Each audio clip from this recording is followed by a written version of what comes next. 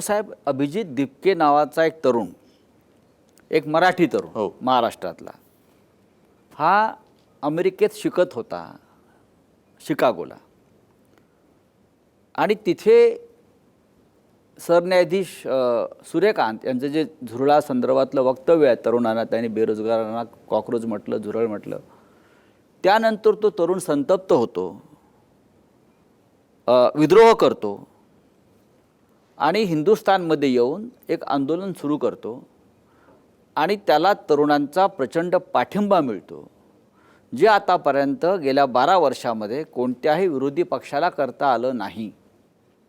हे आपल्या सगळ्या विरोधी पक्षाचं अपयश आहे असं आपल्याला वाटत नाही का? आहेच ना, नक्कीच आहे. विरोधी पक्ष म्हणजे मी केवळ सत्ताधाऱ्यांना दोष नाही देणार, विरोधी पक्षांना पण देणार.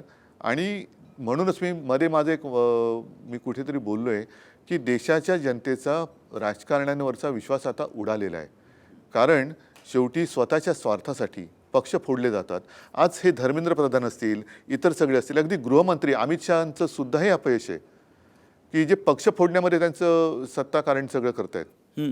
हेच जर का तुम्ही धर्मेंद्र प्रधानने नंतर मग सगळी मिलिटरीची यंत्रणा वापरली पेपर निर्णय आणण्यासाठी, हे पेपर फुटण्याच्या आधी का नाही वापरली?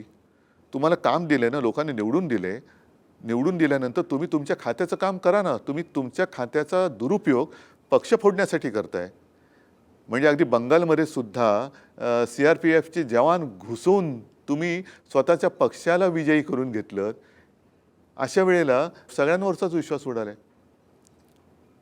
म्हणजे जे सैन्य आजपर्यंत पाकिस्तान व्याप्त काश्मीरमध्ये आणि घुसवायला पाहिजे होतं, ते तुम्ही बंगालमध्ये घुसवत आहे निवडणूक जिंकायला. तिकडे दमदाटी करून निवडणूक जिंकताय. जे मणिपूरमध्ये घुसवायला पाहिजे होतं ते तुम्ही बंगालमध्ये घुसवत आहे. जे मणिपूरमध्ये त्यांनी शांतता निर्माण करण्यासाठी वापरायला पाहिजे ती शक्ती, ती आज आमच्या तरुणांवरती, मुलींवरती लाठ्याकाठ्या आणि अगदी निर्दयीपणाने अश्रुधूर वापरण्यासाठी तुम्ही सोडण्यासाठी करताय. आणि त्याच्यावरती प्रश्न विचारायला गेल्यानंतर देशद्रोही ठरवले जाते.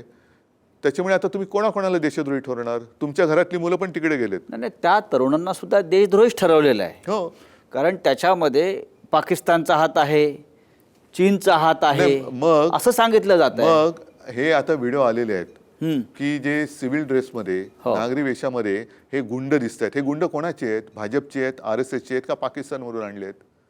आणि त्यांचे फोटो मी तिकडे जाहीर ह्याच्यात बोललो जंतर मंतरवरती की ते फोटो सोशल मीडियावरती करा प्रसारित आणि वॉन्टेड म्हणून करा. हे वॉन्टेड, हे गुंड आहेत, हे गुंड आहेत. आणि हे गुंड आहेत हे उद्या सरकार बदलल्यानंतर यांना सोडायचं नाही. यांना यांची सजा मिळाली पाहिजे.